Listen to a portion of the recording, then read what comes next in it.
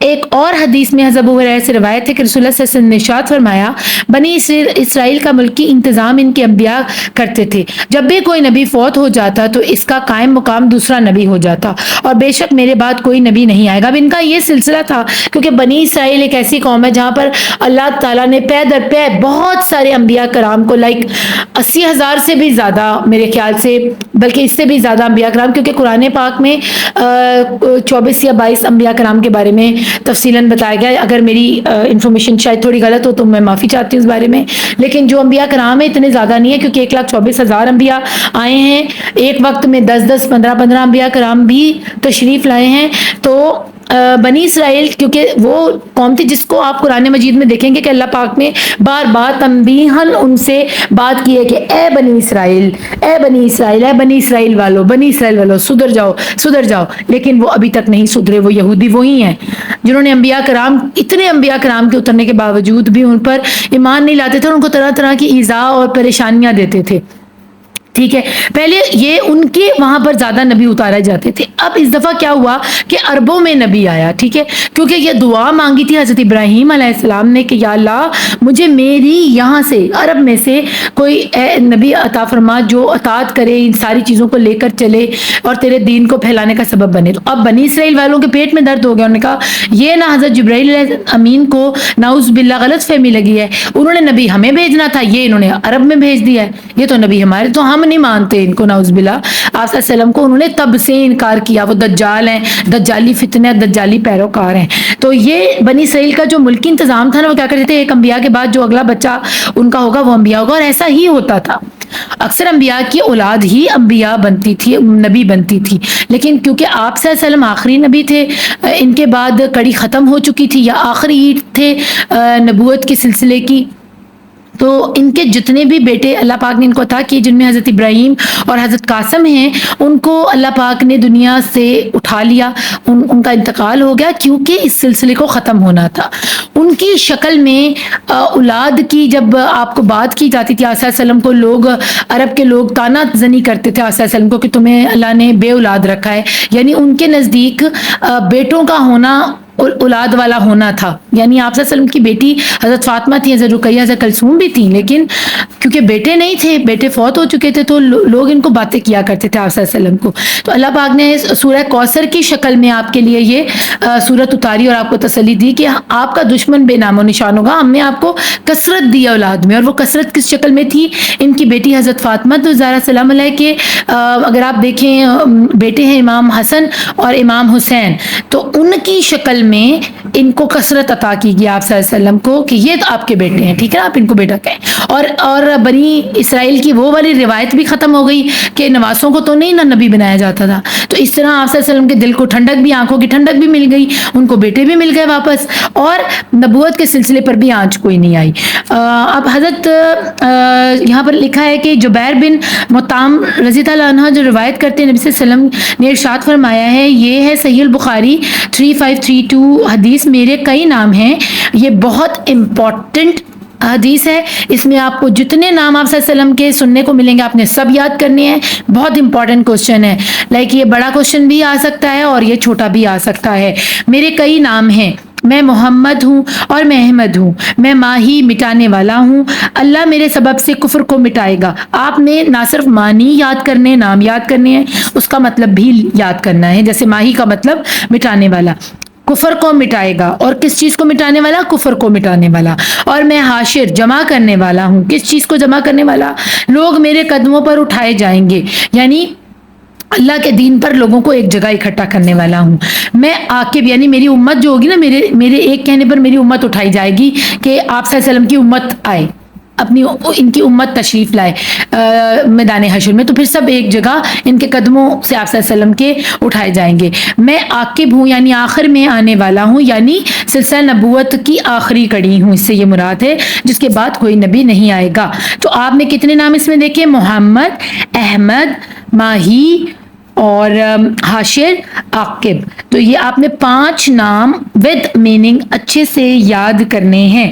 مذکور بالا حدیث مبارکہ سے یہ بات ثابت بات پایا ثبوت تک پہنچ جاتی ہے کہ حضور نبی صلی اللہ علیہ وسلم سے آخری نبی ہیں، سب سے آخری نبی ہیں، آپ صلی اللہ علیہ وسلم کے بعد کوئی نبی نہیں آئے گا۔ نبوت کا جو سلسلہ ابو البشر حضرت آدم، ابو البشر سے مراد کیا ہے؟ انسانوں کا باپ، انسانوں کا والد۔ تو ہمارے والد کون ہے؟ حضرت آدم علیہ السلام شروع ہوا تھا۔ تو ابو البشر، اگر آپ سے چھوٹا سوال آتا ہے کہ ابو البشر سے کیا مراد ہے، تو ابو البشر سے مراد حضرت آدم علیہ السلام ہے، کیونکہ وہ بنی نوح انسان کے والد ہیں، باپ ہے۔ وہ نبی کریم صلی اللہ علیہ وسلم پر ختم ہو چکا ہے۔ قرآن مجید کی طرح احادیث مبارکہ میں بھی حضرت نبی کریم صلی اللہ علیہ وسلم نے اپنی رسالت عامہ کو کمال صراحت کے ساتھ بیان کیا۔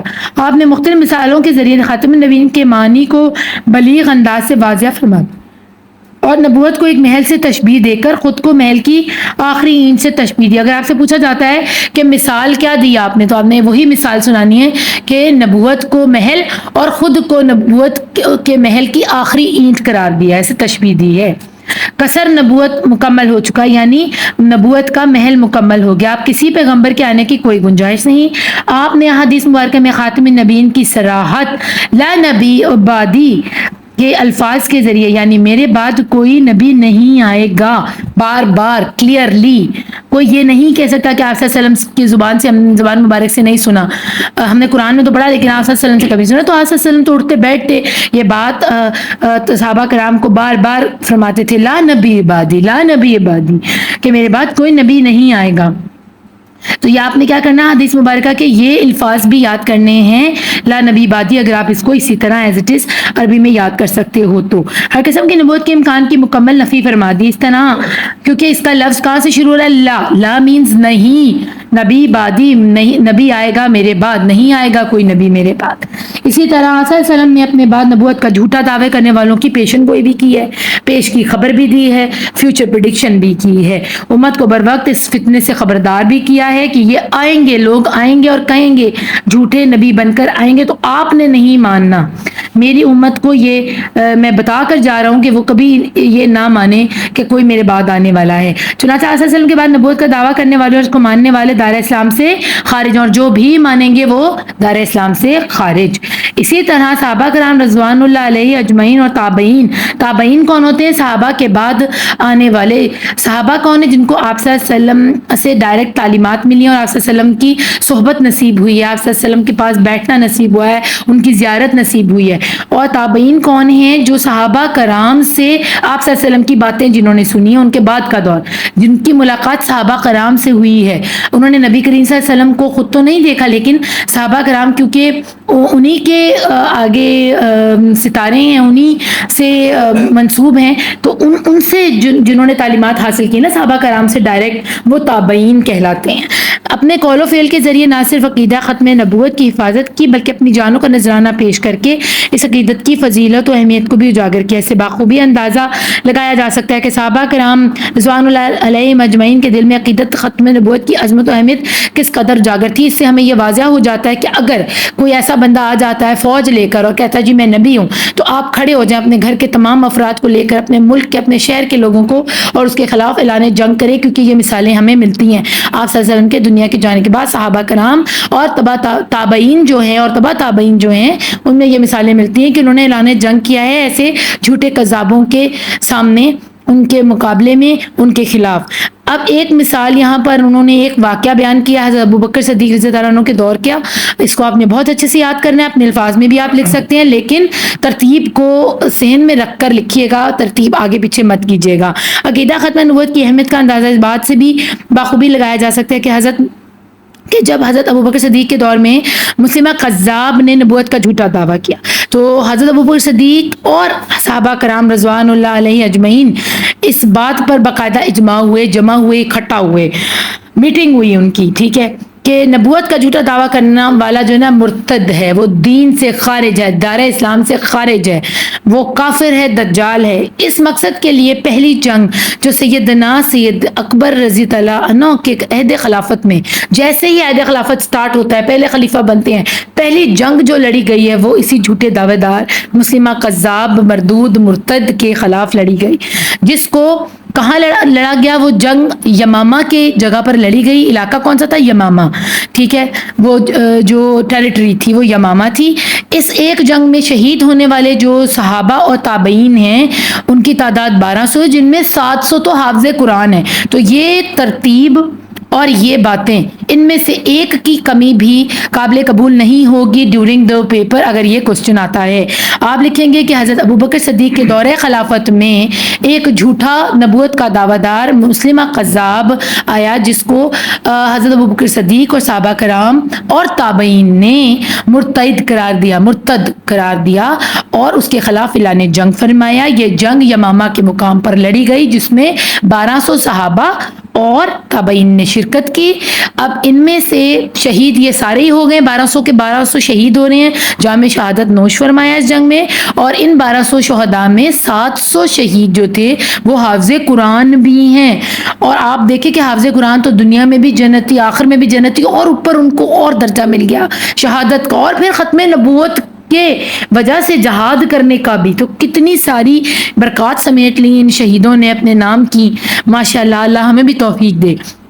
تو اس واقعے سے ہمیں پتہ چلتا ہے کہ صحابہ کرام اجمعین کی ایک بڑی تعداد نے اس عقیدے کے تحفظ کے لیے جام شہادت نوش کیا. اس عقیدہ ختم نبوت کی عظمت و اہمیت روز روشن کی طرح یہاں ہو جاتی ہے ہمارے اوپر. ہمیں کسی قسم کا کوئی الہام باقی نہیں رہتا, ہمیں کسی قسم کی کوئی غلط فہمی نہیں, ایوری تھنگ از کلیئر. ٹھیک ہے, نبوت کا سلسلہ ختم ہو جانے کے بعد اب انسانیت کی رہنمائی کی ذمہ داری آخری امت پر ہے, یعنی ہم لوگوں پر ہے. اب اس کا تقاضا کیا ہے کہ ہم لوگ کیا کریں؟ ایک تو یہ خبر ہر طرف پھیلائیں. ٹھیک ہے, اس خبر کو ہر جگہ عام کریں, ختم نبوت کے نعرے لگائیں, ہر جگہ بتائیں کہ آپ صلی اللہ علیہ وسلم کے بعد کوئی نبی نہیں آئے گا. نیکی کا حکم دیں, لوگوں کو برائی سے روکیں. جب نیکی کا حکم دیں گے لوگ خود بخود برائی کو پہچان جائیں گے, اس سے دور ہٹیں گے, بچیں گے, فتنے کے اندر پڑیں گے نہیں. ہمیں اور اس کے علاوہ ختم نبوت کے عقیدے کو پختہ کرتے ہوئے دین کی تبلیغ و اشاعت میں اپنا کردار اور لوگوں کو اسلام کی دعوت دیں. تو یہ تین باتیں عقیدہ ختم نبوت کے تحفظ کے لیے ہمیں جان قربان کرنی پڑے تو ہم جان قربان کریں, لوگوں کو اس بارے میں بتائیں, بار بار ان کو اس خیر کی طرف بلائیں اور اس کی خبر دیں جو آپ صلی اللہ علیہ وسلم نے ہم تک ذمہ داری ٹھہرائی ہے ہماری, اور نیکی کا حکم دیں اور برائی سے روکیں. تو بچوں یہ تھا ہمارا ایمانیات اور عبادیات کا باب دوم. ویسے اگر آپ دیکھیں تو باب اول میں جو آتا ہے نا وہ آپ کی آ جاتی ہیں کہ آپ نے وہ یاد کرنا ہے, والطور والسنین کا جو صورت آ جاتی ہے, تو وہ صورتیں آپ ضرور یاد کیجیے گا. میں آپ کو باب نمبر 2 ختم نبوت سے کروا رہی تھی, میں نے آپ کو کمپلیٹلی یہ کروا دیا. امید ہے آپ کو اس کی اچھے سے سمجھ آئی ہوگی.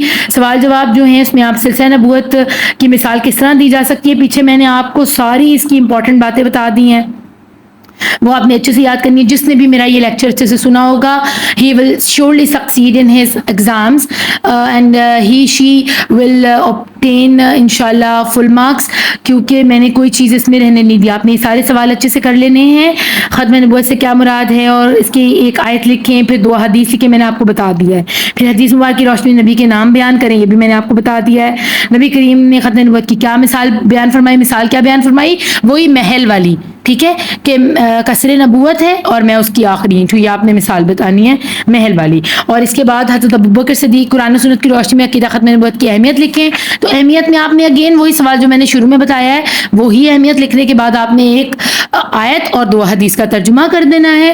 ٹھیک ہے, اور اس کے بعد ختم نبوت کی حفاظت کے عہد صدیقی کا واقعہ جو میں نے بھی حضرت ابوبکر صدیق کی خلافت کے دور کا جو واقعہ میں نے آپ کو بیان کیا جس میں 1200 شہداء کرام ہیں, تو وہ والا آپ نے واقعہ لکھنا. اور عقیدہ ختم نبوت کے تقاضوں میں یہی آخری لائن آپ نے لکھنی ہے کہ ہم پہ یہ عقیدہ ختم نبوت کے تحفظ کے لیے ہمیں کیا کرنا چاہیے, تقاضے کیا ہیں اس کے. ایک تو ہم یہ خبر پوری دنیا تک پھیلائیں کہ ختم نبوت کا اعلان صلی اللہ علیہ وسلم کر کے گئے ہیں, لوگوں کو خیر کی طرف بلائیں, لوگوں کو نیکی کا حکم دیں, برائی سے روکیں, اور ختم نبوت کے عقیدے کو پختہ کرنے کے لیے کیا کریں, اسلام کی اور دین کی تبلیغ و اشاعت کریں, اور اپنا کردار جو ہے نا اس میں ادا کریں. ہم اپنے کردار کے ذریعے بھی لوگوں کو اس طرف لے کر آئے ہیں, حسن اخلاق سے بھی اس طرف لائیں.